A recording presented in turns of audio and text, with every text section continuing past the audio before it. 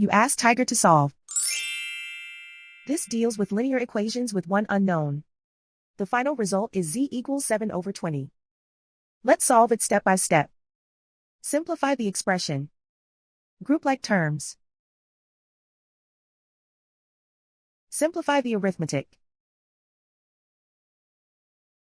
Group like terms. Simplify the arithmetic. Group all z terms on the left side of the equation. Add 7z to both sides.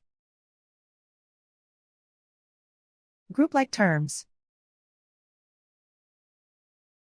Simplify the arithmetic. Group like terms. Simplify the arithmetic.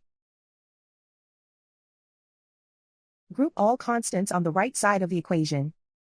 Add 18 to both sides. Simplify the arithmetic.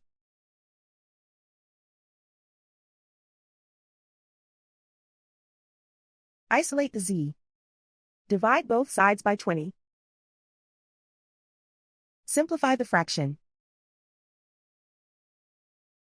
And so the final result is z equals 7/20.